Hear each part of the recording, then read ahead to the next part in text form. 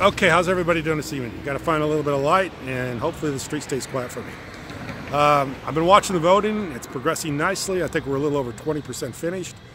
So shouldn't be too long before the full chain is launched with all the tools. I see where EOS Authority is in the first position. Congratulations to my good friend Roshan from EOS Authority in London, England.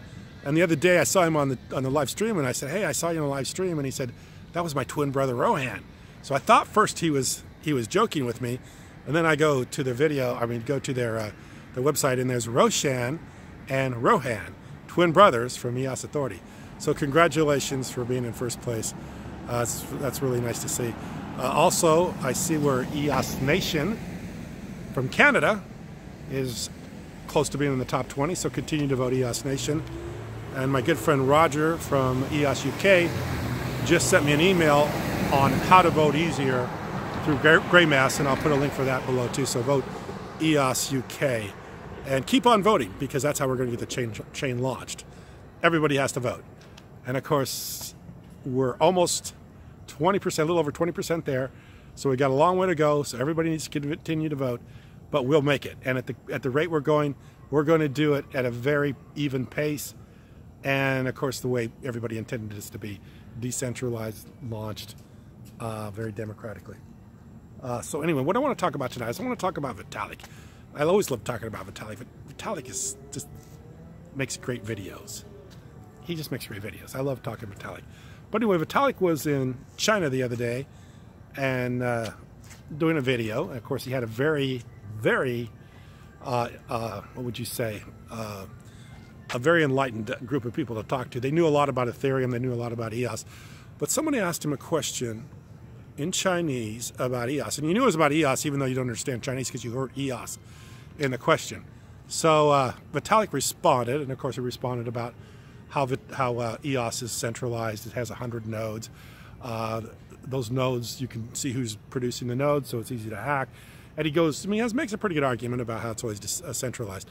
But they went on about, hey, but those people that are producing the nodes are actually elected, and so that makes it decentralized. And then somebody else later in the video said, but you, sir, are centralized because you make the decision between Ethereum and Ethereum Classic, so you're more centralized than EOS, which I thought was really funny, because Vitalik didn't have much of a response for that. And Vitalik always has a response, so I thought that was pretty interesting. The other thing I want to make mention to tonight is about the Security and Exchange Commission, our good friend Jay Clayton, who said that Bitcoin is not a security. So they've not, under the Howey test, 1947 Supreme Court ruling, that almost everything's a security. Basically, if you give somebody some money expecting a return, that's a security. However, Bitcoin will not be classified security. ICOs are, Bitcoin is not, which I find very interesting, because I realize now that the central bankers are looking for another way to expand the economy. So if you're a central banker and you have a fiat currency, and you've done everything you can do to expand the economy, you've lowered interest rates, quantitative easing, bailouts, everything you can possibly do, but you still need to grow the economy. There's no other way to grow the economy but to have something like a Bitcoin, a cryptocurrency, to grow the economy, because you can't grow fiat currencies anymore. They're played out. They've run their course.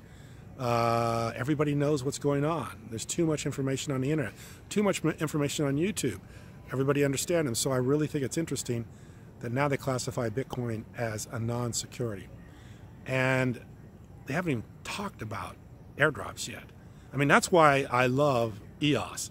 I mean, I liked EOS in the beginning because I saw the ICO potential, but now I see the airdrop potential, and I can see that EOS can actually be its own economy.